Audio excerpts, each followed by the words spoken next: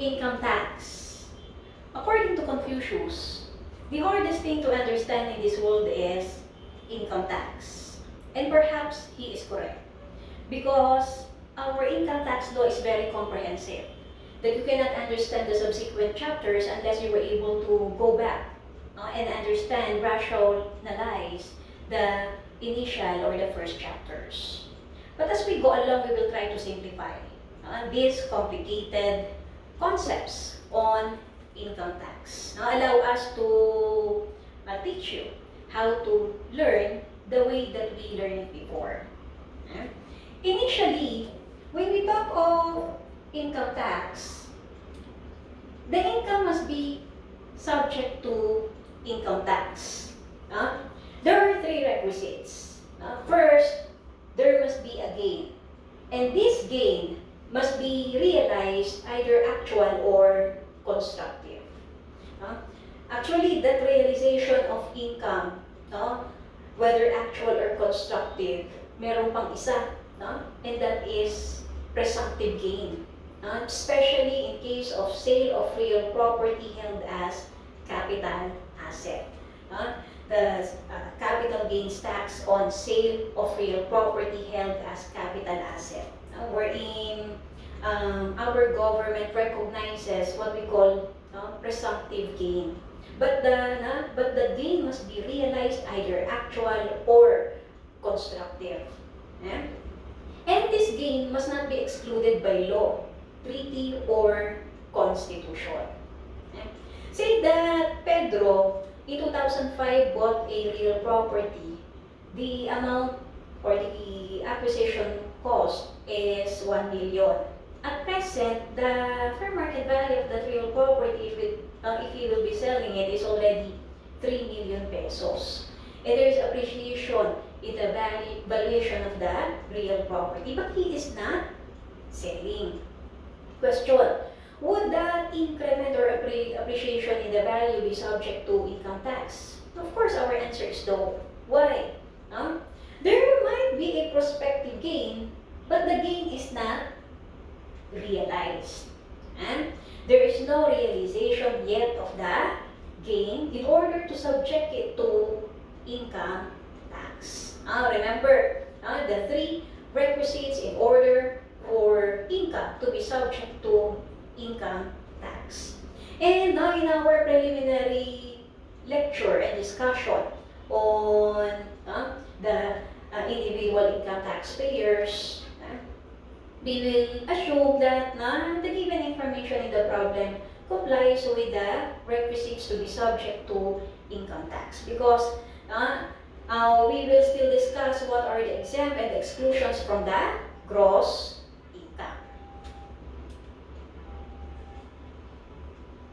Now, what are the classifications of income taxpayers? There are three major classifications of income taxpayers: either individual income taxpayers, corporations, or corporate income taxpayers, and estates and trusts.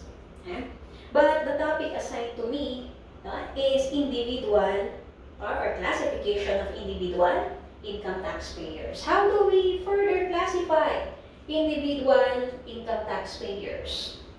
May be classified either as a resident citizen, non-resident citizen, resident alien, non-resident alien engaged in trade or business, or non-resident alien not engaged in trade or business. Ma'am, why is it important for us to know the classification? What is the importance? There are taxpayers tax only on sources within, and there are taxpayers tax on all sources. And the manner that we tax, especially so, the tax base and the tax rate, that would entail the distinctions or classifications for our taxpayers. Now, who is a resident citizen? We just adopt the provision of the Constitution, particularly Section 1, Article 3, Article 4. Section 1, Article 4 of the Philippine Constitution, on who are Filipino citizens. Now, a Filipino citizen is a person born of Filipino mother or father, or those born before January 17, 1973, and who opted Filipino citizenship upon reaching the age of majority, and those who are naturalized Filipino citizens, considered as Filipino citizen. Now, for foreigners, we call foreigners as alien. Those who are not Filipino citizens are aliens. We have resident alien and non-resident alien. Now, who is a resident citizen? A resident citizen is a Filipino citizen residing or living in the Philippines. As simple as that. And notably, a resident citizen is taxed on all sources. Sources within, that means in the Philippines, and without. All sources, pangkalahatan. Here in the Philippines, and sources from outside the country, from foreign countries or abroad, subject to Philippine income tax, if your classification is a resident citizen. Now, how about a non-resident citizen? Under Section 22E of the NIRC, my code for non-resident citizen is ELWA. E-L-W-A. You try to look at your notes class and in the textbook. But ELWA establishes to the satisfaction of the Commissioner of Internal Revenue the fact of his physical presence abroad with definite intention to reside therein. That means a Filipino citizen whose physical presence is abroad with definite intention to reside therein. Obviously, non-resident because he's a Filipino citizen not living here in the Philippines. It is logical. Now, leaves the Philippines during the taxable year to reside abroad, either as an immigrant or for employment on a more or less permanent basis. Leaves the Philippines. That is why non-resident. W, works and derives income from abroad, and whose work thereat requires him to be physically present most of the time abroad during the taxable year. It somehow resembles L. And L-WA, letter A, previously a non-resident citizen who arrives in the Philippines during the taxable year to reside permanently in the country will be considered as a non-resident citizen with respect to his income until the date of arrival in the Philippines. Until the date of arrival in the Philippines. Now, in the exercises, we will have problems illustrating. But remember, our code is ELWA. ELWA establishes to the satisfaction of the Commissioner of Internal Revenue the fact of his physical presence abroad with definite intention to reside therein. And leaves the Philippines during the taxable year either as an immigrant or for employment on a more or less permanent basis, works and derives income from abroad, and whose work thereat requires him to be physically present most of the time during that taxable year. And previously a non-resident citizen who arrives in the Philippines during the taxable year to reside permanently in the country, and will be considered as a non-resident citizen on his income until the date of arrival in the Philippines. Now, how do we consider the overseas Filipino workers? The overseas Filipino workers or the overseas contract workers, since the revenue regulation provides for more stringent rules that our OFWs their employment must pass the POEA. It must be processed. There must be an OEC, Overseas Employment Certificate. Obviously, because the labor code provides or prohibits a direct hiring of foreign employers. There is a ban for direct hiring of foreign employers. And our Filipino workers who will be working abroad should pass the POEA. Even the seafarers, they must have seafarers registration. Yung kanilang seaman's book ba? Seaman's book. And it must be duly approved by the Marina. That means it must pass our government agencies for them to be considered as OCW. Hindi lang OFW, OCW, Overseas Contract Worker. And in order to be classified as a non-resident citizen. Because a non-resident citizen, to be distinguished from that of a resident citizen, is taxed only from sources within and not from without. They say that his compensation for the services rendered in his principal employer abroad. Now that is not subject to Philippine income tax because the test of Citus considered as without, that is source without. The non-resident citizen is only taxed on sources within the Philippines. But if he has properties deriving income here in the Philippines, say rental income, the properties here in the Philippines, that will be subject to Philippine income tax. That is why it is very important for us to determine whether the taxpayer is a resident citizen or a non-resident citizen. How about a resident alien? Resident alien.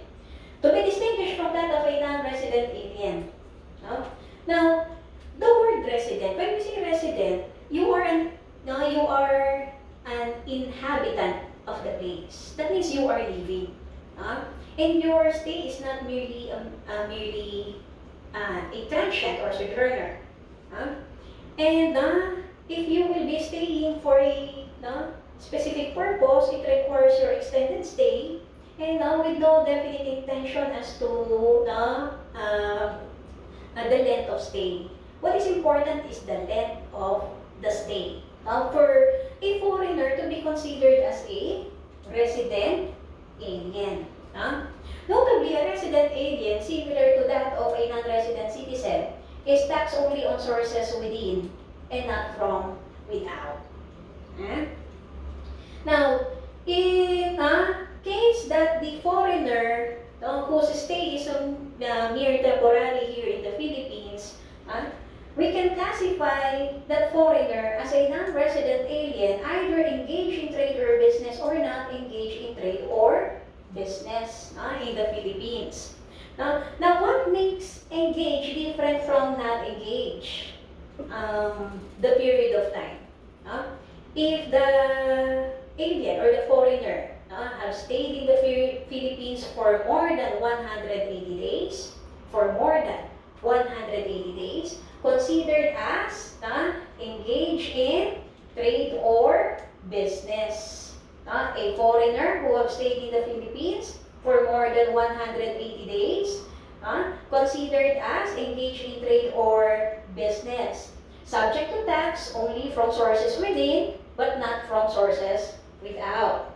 Now, a foreigner or alien who have stayed in the Philippines for 180 days or less. That means not more than 180 days. 180 days or less will be considered as a non-resident alien not engaged in trade or business, subject to tax only from sources within the Philippines and not from without. Now, in the readings, perhaps you will ask me, Ma'am, I encountered yung 183 days or more. I forgot to mention, in case of a non-resident citizen, if the Filipino citizen staying abroad for an aggregate period of, for the taxable year, aggregate period of 183 days or more, can be considered as a non-resident citizen. But 183 days or more for non-resident citizen. More than 180 days, in case of a non-resident alien engaged in trade or business, if it is not more than 180 days stay here in the Philippines, considered as a non-resident alien not engaged in trade or business. Ma'am, the treatment, the sources is just the same. But there would be distinction later on. The tax base. When we say tax base, now, the tax base for purposes of computing income tax may either be based on the taxable income or the gross. If you're a taxpayer, I would prefer based on the taxable income. But because when we say based on the taxable income, you can deduct something from the gross. Gross income less allowable deductions equals taxable income. In accounting, kumbaga, the taxable income is net income based on the net. That is taxable income. Now, for a resident citizen, tax based on the taxable income, that means that is the net. Gross income less allowable deductions. A non-resident citizen is taxed also based on the taxable income. A resident alien is taxed based on taxable income. A non-resident alien engaged in trade or business is taxed based on the taxable income, but a non-resident alien not engaged in trade or business is taxed based on the gross income.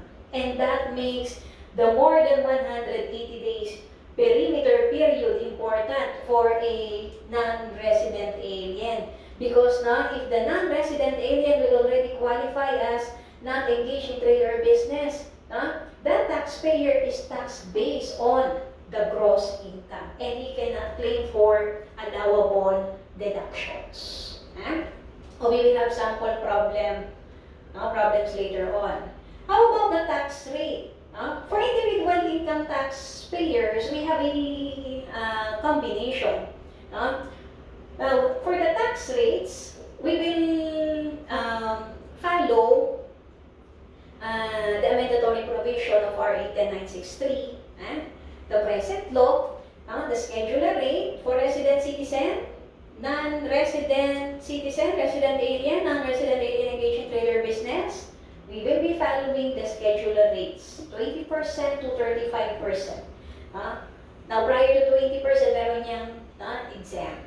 Later on, I will teach you how to compute for income tax. But we will be following the tax table, and this is what? Progressive tax rates. As the tax base increases, the tax rate also increases. While a non-resident alien not engaged in trade or business is taxed based on gross income, and the tax rate 25% proportional, a form of a final withholding tax, which is a final and full settlement of the tax liability, and we have what we call a withholding agent. And later we will also elaborate on that further. But you just take note, a resident citizen, for purposes of individual income taxpayers, tax on all sources, and the rest tax only on sources within. A resident citizen until a non-resident alien engaged in trade or business, tax based on the taxable income, except for a non-resident alien not engaged in trade or business, tax only based on the gross income. And subject to the scheduler rate. But for a non-resident alien not engaged, it's a 25%, a form of a final withholding tax. Now, let us have illustrations, and now let us identify the classification of the taxpayer. Now, Senator Manny Pacquiao derives income from his business interests, investments and properties in the Philippines and abroad, aside from his compensation income as an elective official. Senator Manny Pacquiao. Now, classify the taxpayer. How do we classify Senator Manny Pacquiao? Obviously, he is a Filipino citizen because it is a requirement for his running as a senator. Filipino citizen. Resident? Yes, resident. How do we classify Senator Manny Pacquiao? A resident citizen. Resident citizen. Now, letter B. Mang Pablo is a seafarer who was contracted by Magsaysay Maritime Corporation on behalf of its principal on board the vessel Cyprus 2, earning basic monthly salary of 2,500 US dollars. How do we classify Mang Pablo?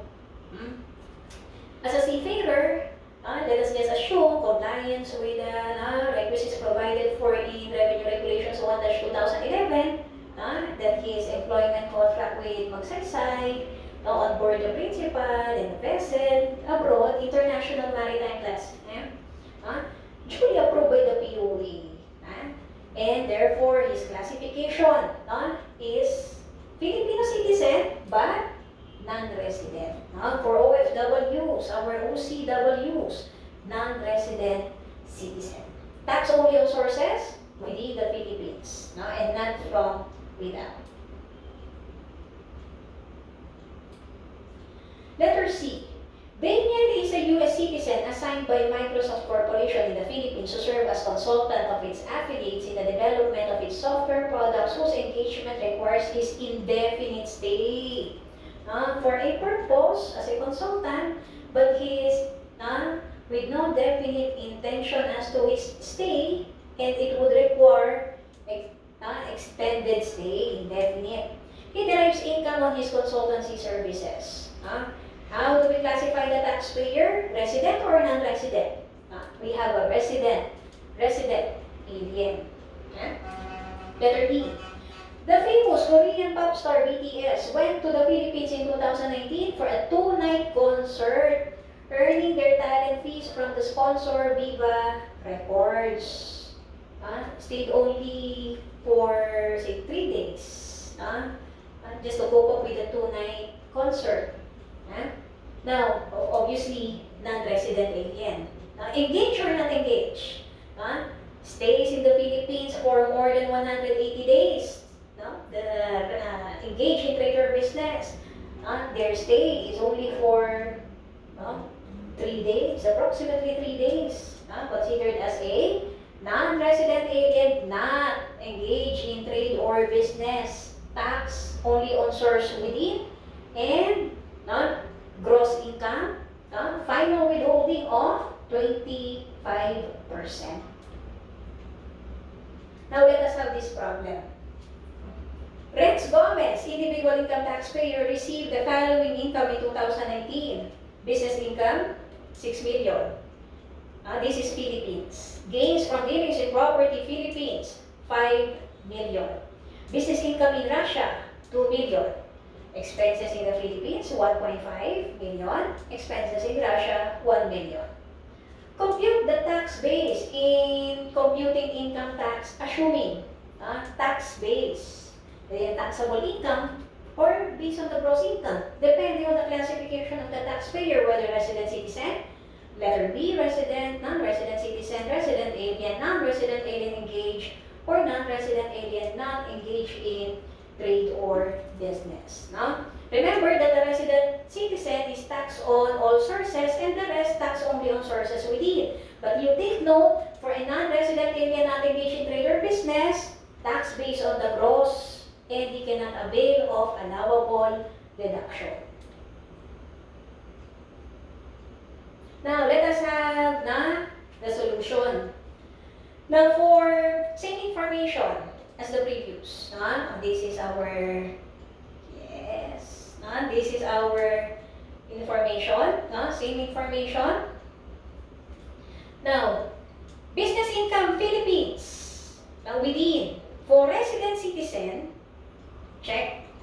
Non-resident citizen, this is within, also check. Let us just extend the 6 million and 6 million. Gains from dealings in property, 500,000 pesos. Philippines, this is also source within, and this is what? That forms part of the gross income. By the way, we are talking of the ordinary income. We did not include yet the other types of income, the passive income or those subject to CGT. Now, let us just simplify first the illustration. Simplify the illustration. Gains from dealings in property, Philippines, 500. This is Philippines. Resident citizen, extend. Non-resident citizen, extend. Sources within, sources within. Business income in Russia for a non-resident citizen, this will not be subject to tax. The 2 million pesos extend to a resident citizen because a resident citizen is taxed on all sources, but not in the case of our non-resident citizen who is only taxed on sources within. Expenses Philippines, 1.5. Can we extend it to resident citizen and non-resident citizen? Yes, because the tax base for purposes of computing the income tax is based on the taxable income. That means the net. Let us just extend. Expenses Russia, 1 million. Can we extend in case of our resident citizen? Yes, because a resident citizen tax based on the taxable income and tax on all sources, you can avail of allowable deductions in your income derived from foreign countries. But not in the case of a non-resident citizen. Therefore, let us just deduct the allowable deductions from this total gross income. 6 million plus 500,000 pesos plus 2 million. This is 8.5 less the 1.5 and the 1 million. Our taxable income is 6 million pesos. For a non-resident citizen, 6 million and 500,000, 6.5 less the 1.5, that is 5 million pesos taxable income. Now, in case of a resident alien and non-resident alien engaged in trade or business, there is similarity. I just included in one column. And we have a non-resident alien not engaged in trade or business, tax based on the gross income and not the taxable income. Business income Philippines of 6 million, extend to our resident alien, non-resident alien engaged, and not engaged, because this is source within. Ma'am, is it possible that the foreigner who is not engaged in trade or business has business income here in the Philippines? Yes, even in an isolated transaction, if that foreigner is engaged in business in an isolated transaction here in the Philippines, derives income. Okay, we have business income Philippines, extend to both columns. Gains from dealings in property here in the Philippines, extend to both columns. Business income Russia, now, no, because resident aliens, non-resident aliens, tax only on sources within. Expenses Philippines, 1.5, extend to resident alien and non-resident alien engaged, because they are taxed based on the taxable income.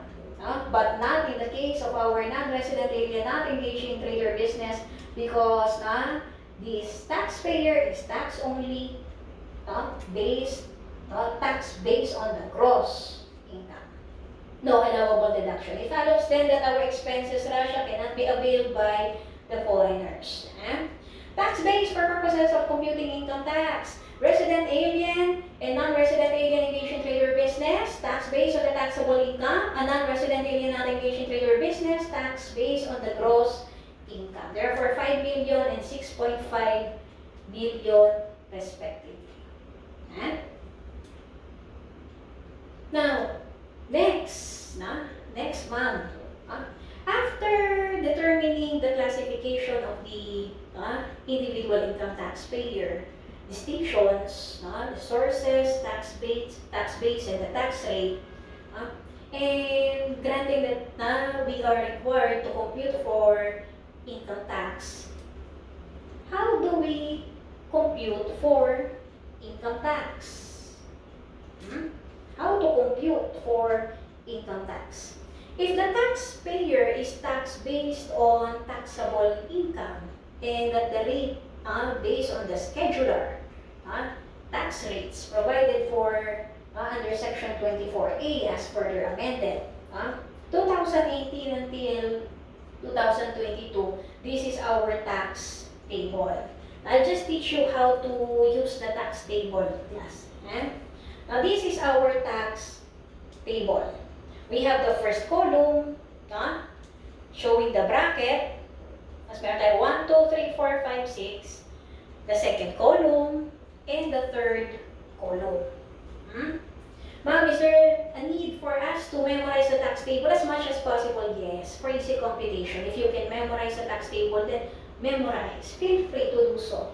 To memorize the tax table.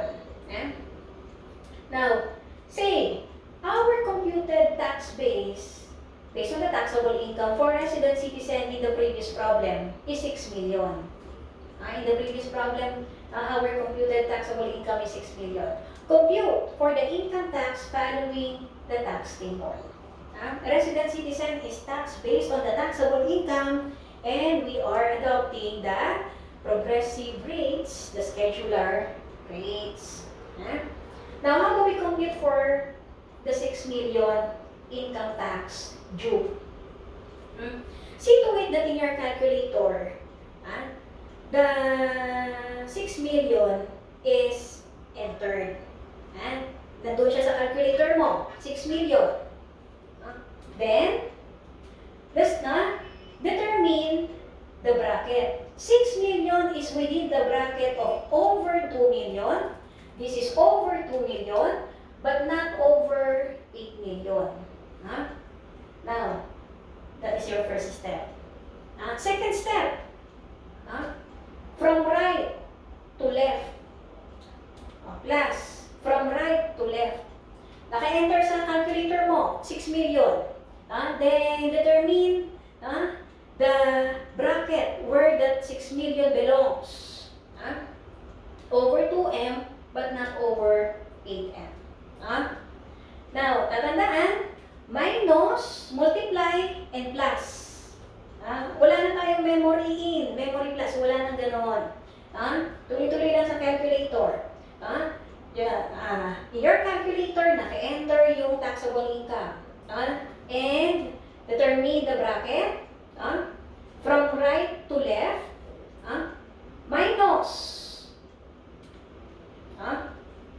Minus the base amount. From right to left class. Look at your monitor. Look at your screen. From right to left. Naka-enter ng 6 million. Minus 2 million. Equals. Times the percentage of 32%. Plus 490,000 pesos. Computed tax base is 6 million. Less the base amount of 2M multiplied by 32% plus 490,000 pesos. Yung class in your calculator, naka-enter yung taxable income, tax base, less the base amount of 2 million multiplied by 32% plus the 490,000 pesos. This 490,000 pesos coincides with our income tax for the 2 million. Again, from right, look at your monitor, from right to left. There's no need for you to press memory plus or memory in. No need. Tuloy-tuloy na kayo sa calculator. Our answer is 1,770,000 pesos. I would advise you to memorize the tax table. And this tax table is applicable in case of resident citizen, non-resident citizen, resident alien, and non-resident alien engaged in trade or business.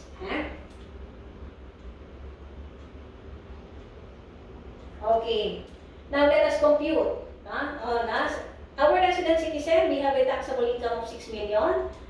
Less the 2 million from right to left, 2 million multiplied by 32% plus the 490,000 pesos. Our answer is 1,770,000 pesos. For a non-resident citizen, resident alien, non-resident alien engaged in trade or business, our answer in the previous illustration is 5 million taxable income. And the 5 million, first step, look at the bracket, is within over 2 million but not over 8 million. Therefore, in your calculator, you have 5 million less the 2 million minus multiply 32% plus 490,000 pesos. And our answer is 1,450,000 pesos. Now, for a non-resident alien not engaged in trade or business, we will not apply the tax table. Because a non-resident alien not engaged in trade or business is taxed based on the gross income and at the rate of 25%, a form of final withholding tax. That is why We have 6.5. This is our tax base based on the gross income multiplied by 25%. Final and full settlement of the tax liability. In case of the BTS, say we got it for some withholding agent. And our answer is 1,625,000 pesos. Okay, you just take note on how to compute for the income tax due. If there would be available tax credits, income tax due less the tax credits